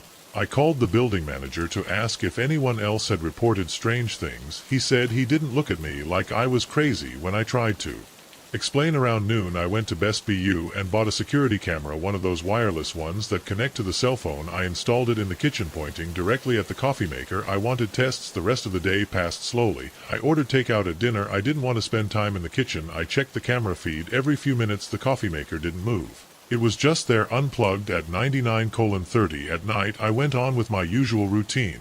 Checked the locks, turned off the lights, unplugged coffee maker, took another photo. The security camera was working, its little red light flashing constantly. I didn't go to bed. I sat in the living room in the dark, watching the live feed from my cell phone. The hours passed. Nothing happened to that. From 2 in the morning, my eyes started to close. At 3:47 in the morning, the transmission went black. I sat up, suddenly wide awake. The app said the camera was still connected, but the screen showed total darkness. I could hear the bubbling starting in the kitchen. My legs, they felt like lead. When I stood up, the bubbling was louder this time, or maybe it looked like it because of the absolute silence of the apartment. I walked to the threshold of the kitchen. The coffee maker was working. Steam was coming up. My blue cup was on the side, empty, waiting. The security camera was still there. The red light kept flashing, but on my cell phone the transmission was still black. I saw how the coffee began to pour into the pitcher, black falling, filling the glass container. The aroma of fresh coffee filled the kitchen, strong, rich, exactly like Sarah used to do it. Sarah, a thought hit me so hard that I had to hold on to the doorframe. Sarah had always programmed the coffee maker to start at 3:45 in the morning. She left for work at 4:30. She needed her coffee. As soon as she got up, I had forgotten about it. I had been trying to forget everything about her. The coffee maker beeped 3 times. The carafe was full. I saw how the coffee began to pour in my cup, but no one was holding the jug. Stood up by itself, leaned at the angle exactly, filled the cup to exactly an inch from the rim, just like Sarah used to do. My legs gave me sliding down the doorframe until I sat on the floor. The jug was put back on the base with a soft clink. Sarah, my voice broke. No response, just the soft hum of the hot base. I took out my cell phone with shaking hands. I opened my contacts. His number was still there. I had never been able to delete it. I called him before I regretted it. 1 tone, 2, 3 hello. His sleepy voice. You know what time it is. Sarah, I swallow the coffee maker. Saliva. Your old coffee maker. Silence on the other side. And then, John, is you? Yes. I looked at the cup of coffee on the counter, still steaming. Your coffee maker is making coffee at 3:47 in the morning every a few days, like he did with you. More silence. Then sighed. John, you're drinking again. Number, I'm not sober since you left. I swear this is really happening. The coffee maker is like it's waiting for you. John, his voice now softer. I'm in Seattle. I moved 3 years ago. I'm married. You know, I know my voice sounded small, I know, but the coffee maker got rid of it. Said throw it away, buy a new one, or don't. You never liked coffee very much anyway. Yes, I kept looking at the cup. Yes. Maybe you're right. Take care of yourself. John hung up. I sat on the kitchen floor until dawn. The coffee cooled. The coffee maker remained silent. When dawn finally dawned, I finally got up, unplugged, put it in a box, drove to the Goodwill donation center. As soon as they opened, I handed over the box. I didn't explain anything to the teenager who received it that I was going to say beware. Make ghost coffee at 3:47 in the morning. On the way back, I stopped at Starbucks, ordered a black coffee, sat in the car and drank it slowly, watching people go by, living their normal lives in which coffee makers don't turn on by themselves and brew perfect cups in the middle of the night. That was ago days. This morning I woke up at 3:47 in the morning out of habit. I guess the apartment was quiet. No bubbling, no smell of coffee, just the normal sounds of an old building at night. I got up anyway. I walked to the kitchen, turned on the light. The countertop looked empty without the coffee maker. My blue cup was on duty, dishes clean and dry. I picked it up. I ran my finger through the notch of the Asa. Then I walked to the trash can and dropped it. The sound breaking was louder than I expected. I'm writing this because I need someone to know what happened. The coffee maker is probably now on someone else's counter. I wonder if she still makes coffee at 3:47 in the morning, waiting for someone who isn't. I think about calling Sarah again to tell her that I got rid of the machine, but I won't. There are things that once they go, they must stay like this. Tomorrow I'm going to buy a new coffee maker. A simple one with just a switch, and I'm going to program it for 8 in the morning. Like a normal person. But part of me knows that I'll still wake up at 3:47 in the morning listening to that bubbling sound. The first time I noticed something strange in the level B3 of the parking lot. I checked the maintenance log 3 times. The blue Honda Civic had left at 6:15 in the afternoon. I saw the driver pass his ticket through the reader, the barrier, go up and the car drive away. But at 11:45 at night, there it was again. Exactly in the place, B317, same license plate, same bump on the rear bumper, same entrance ticket on the dashboard marking 2:30 in the. I've been working as a security guard in the underground parking lot of the Riverside Plaza for 6 years. 3 levels underground, 100 spaces, and only me on the night shift from 6 p.m. to 6 a.m.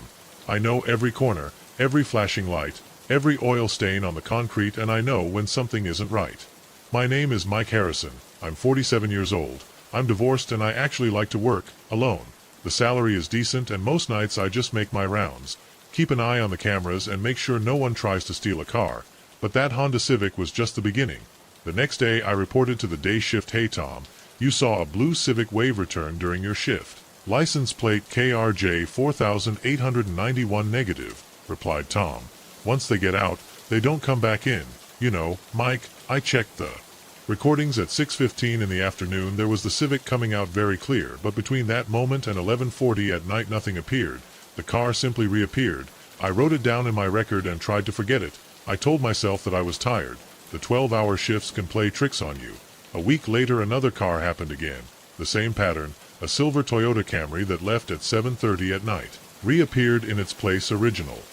At 2 in the morning I reviewed the videos frame by frame. Nothing AO entering, no driver walking through the building. It just materialized between the sweep of a camera and the next. It was then that I began to notice the shadows. The parking lot has lights with motion sensors that dimmed when there was no one there. During my 3 o'clock in the morning round on level B2, I saw a shadow dark sliding down the west wall. It wasn't projected by any visible object. It moved as if someone was walking, but there was no one. No car coming in, no engine noise. Nothing that could create that shadow. The echo of my boots echoed off the concrete as I approached. The shadow stopped me too. Then it backed up to the corner. I followed it with my hand on the flashlight. When I turned the corner, it was gone. Cameras caught it also, a moving darkness that shouldn't exist. Sometimes it was human in shape, other times it was an amorphous mass. It always disappeared before I could reach it. I started keeping a detailed record. October 15th, blue Civic reappears in B3 to 17. October 22nd, silver Camry reappears in B2 to 45. October 23rd, shadow in B2 west wall 3:04 a.m. October 25th. Ford F-150 red reappears in B3 to 12:32. October 26th, 2 shadows moving near the emergency exit in B3 at 17 a.m. October 28th, black BMW reappears in B3 GU 278. October 29th, figure by the elevator in B1 4:45 a.m. The cars that reappeared disappeared before the morning shift. The shadows only manifested after midnight. I thought about quitting. Who would believe me? But I needed the job that night. Everything changed. I was in the security office watching the cameras around 1 in the morning when I heard the first rumble. It came from level B3. It sounded like they dropped a steel beam. Boom. The concrete roof vibrated. Dust fell on my desk. Boom boom. Heavy footsteps. Like something gigantic going up from the lowest level. I took the radio. "Here Harrison, someone copies me." Silence, only static. The phones didn't work either. Boom boom boom. The footsteps were getting closer. The camera system started flashing. I grabbed the flashlight and stepped out into the stairwell. The footsteps stopped. The silence, it felt worse than the noise. "Security," I screamed. "Identify yourself." My voice bounced off the walls as soon as I started down the stairs to B1. The flashlight illuminated something moving on the wall. Another shadow bigger than all the previous ones. It stretched from floor to ceiling. It was distorted and unnatural. The temperature dropped suddenly. I could see my breath. Boom. A single step right below me. Should have gone back to the office, called the police, waiting for reinforcements. But 6 years in this job and I had never heard of you. I kept going down. I got to be too empty. The sensor lights came on slowly. Upon detecting my movement, buzzing in their ignition, everything seemed normal except for absolute silence. No sound of engines, not the typical drip of a leak in some pipe, not even the hum of the ventilation system. I took another step towards the stairs to B3. The air became denser, colder. The sweat on my forehead froze on contact with the environment. Each step I went down seemed to weigh twice as much as the previous. Boom. The rumble came from the corner, so close that the concrete under my boots, it vibrated. My hands were shaking so much that I could barely hold the flashlight. "Last warning," I said. "Identify yourself or I'll call the police." A whisper of movement came beyond the light. Something big. I plucked up the courage and turned the corner. My flashlight died. The emergency lights went out a second later. Total darkness. A heavy breath. It wasn't mine. It was wet, hot, with a smell of rust and decay. a metallic smell that filled my nose, fumbled out my phone, tried to use the flashlight, my fingers were numb. Finally the screen turned on. I wish I hadn't. What I had in front of me was a huge mass that filled the space between the floor and the ceiling, black as La Brea, but even darker than the shadow itself. Its shape fluctuated like solid smoke. It weighed so much that the concrete slabs cracked under his presence. Where there should have been a face, there was only emptiness. I ran. I ran like I had never done in my life. I climbed the stairs 3 by 3. The thing followed my every step. It was a dull explosion that made the whole building rumble. Boom, boom, boom. The cold behind me was almost palpable, like a frozen breath on the back of my neck. I reached the security office. I slammed the door shut, and let's make sure the screen went black.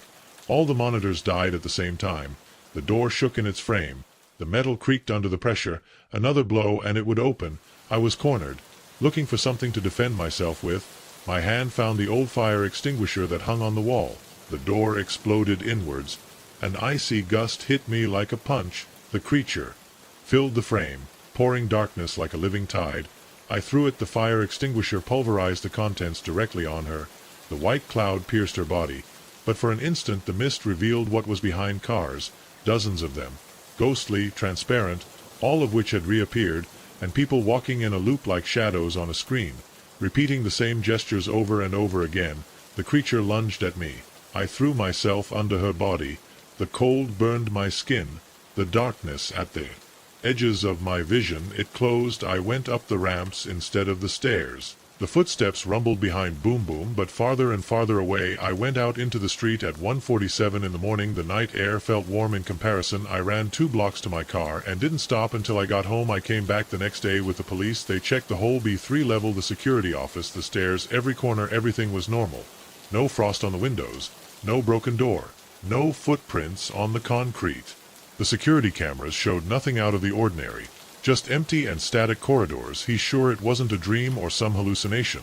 One of the officers asked me with that condescending tone they use when they think you're losing your mind.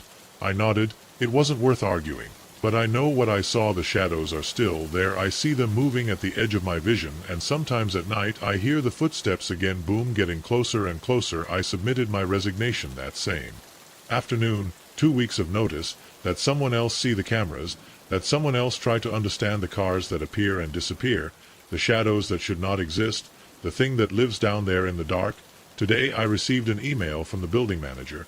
Apparently they are planning to expand the parking lot 2 more levels, B4 and B5. I did not tell him what I saw when the dust of the fire extinguisher illuminated the true shape of the creature. I didn't tell him about the cars and the people trapped in that endless loop, nor the void that seemed to go down deeper. There are places that shouldn't be built. There are depths that shouldn't be reached. I just hope that whatever is down there stays there after I'm gone.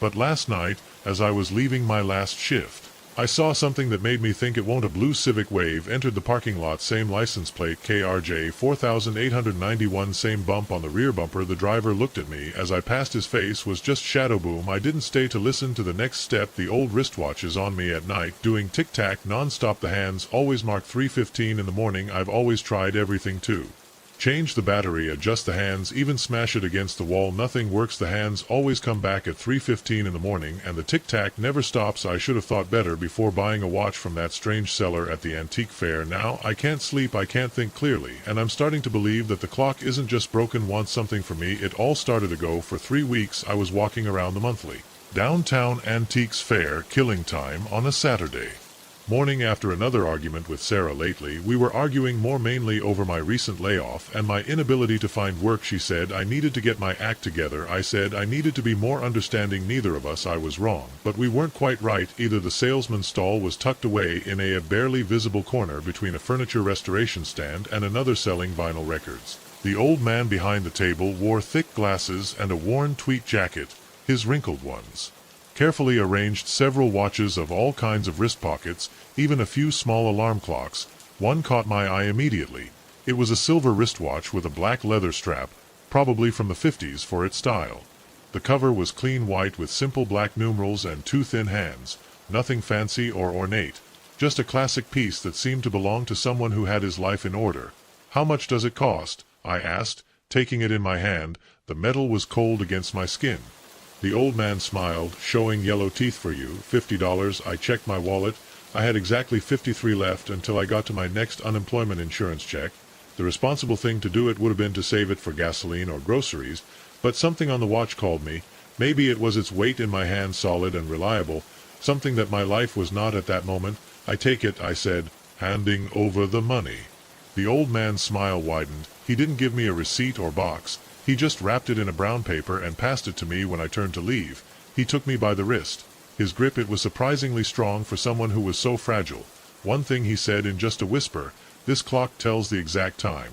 Don't try to change it." I nodded, thinking I was just proud of the accuracy of the clock. I should have paid more attention to his exact words on the first day. It was normal. The clock worked perfectly. It tells the time accurately.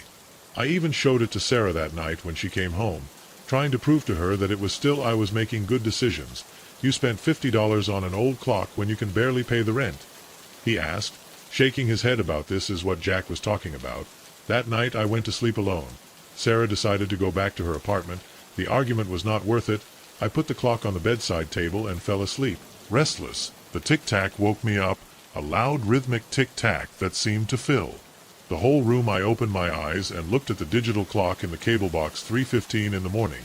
Then I looked at the clock. It also read 3:15 in the morning. Nothing strange. I turned to try to go back to sleep, but the tic-tac was unbearably loud.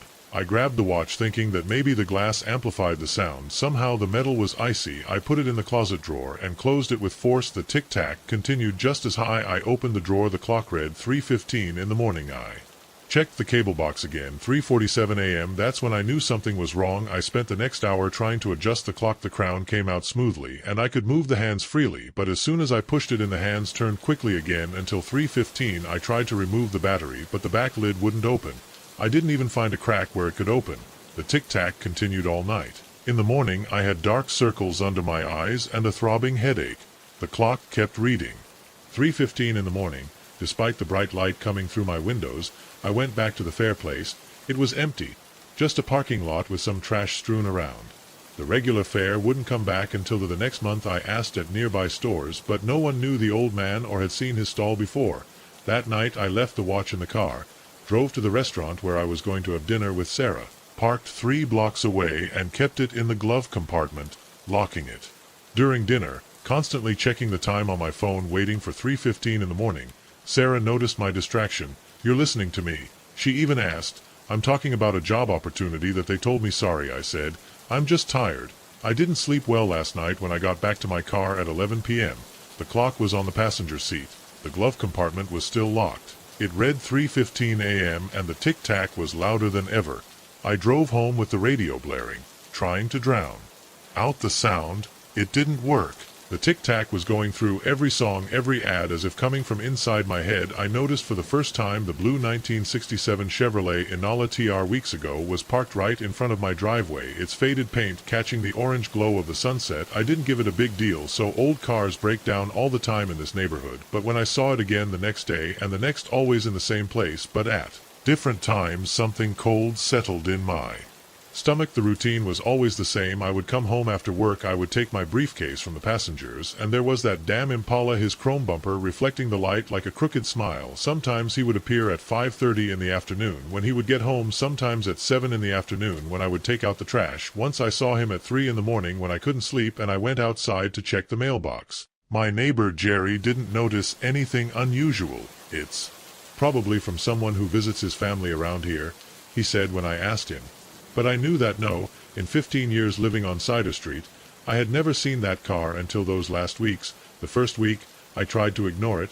I focused on work, on paying bills and the leak from the kitchen sink that needed repaired, but my eyes kept wandering to the window, checking to see if it was still there.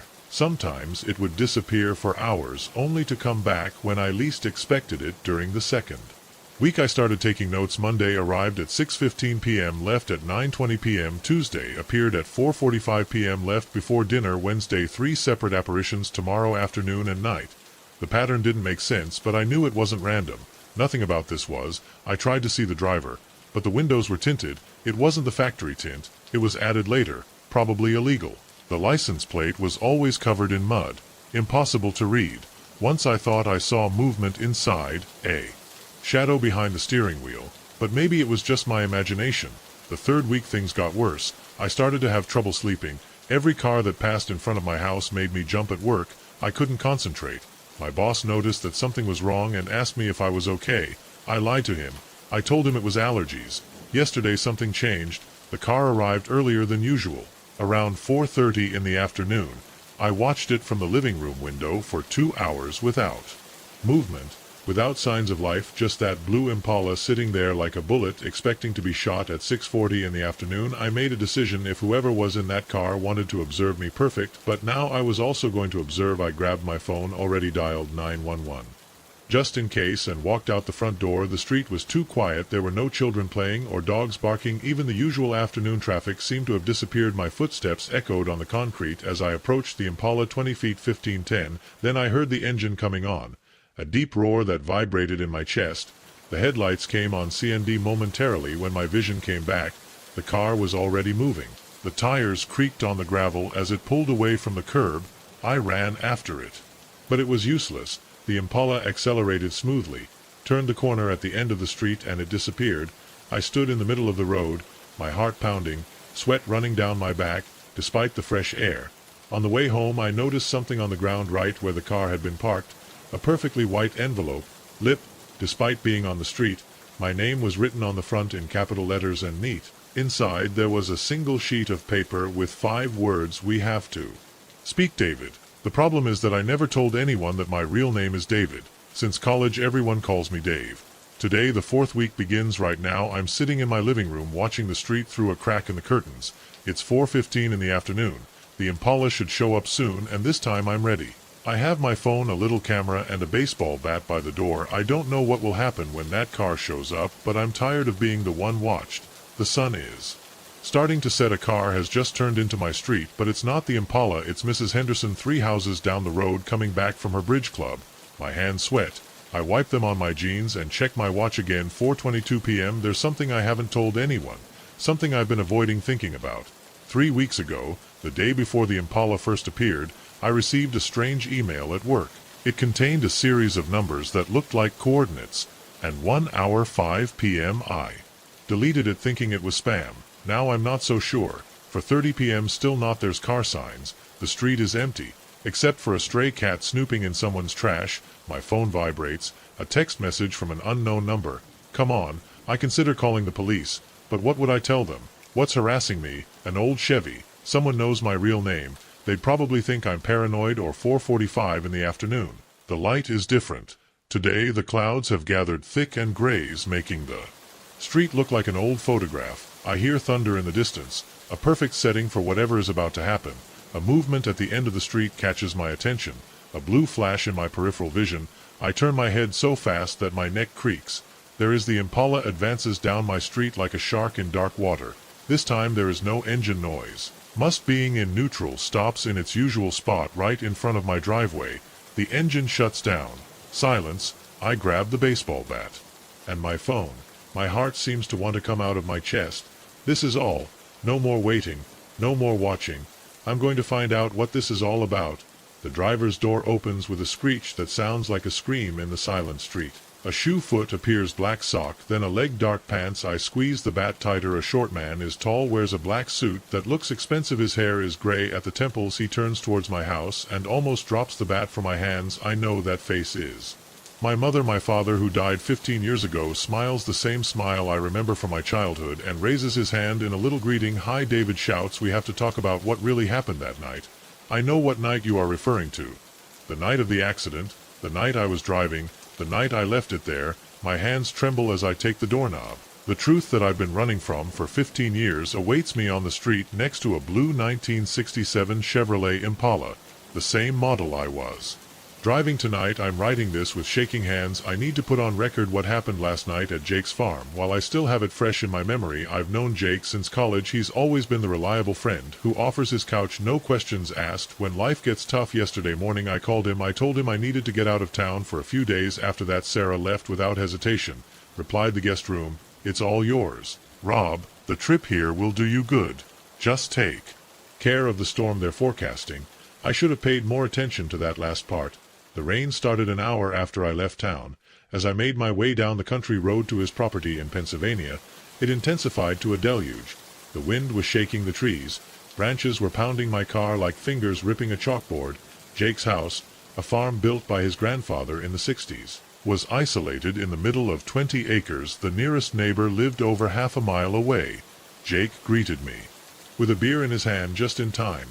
"The weather is only going to get worse," he said, patting him of anything. Normal conversations. Half the pizza was gone when the first lightning lit up the kitchen. The thunder that followed made the window panes vibrate. "That was close," Jake commented and got up to look outside. "We will probably lose power. I have flashlights and candles ready," and he was right. 10 minutes later, in the middle of a sentence, everything went out. A total silence. No buzzing of the refrigerator, no lights, just the pounding of the rain and the howling of the wind. For a second, Jake said, I heard his footsteps in the dark, then the snap of a match. A small flame lit up his face as he lit some candles on the counter. "The generator is useless, but we have enough batteries for phones," he said, as if it were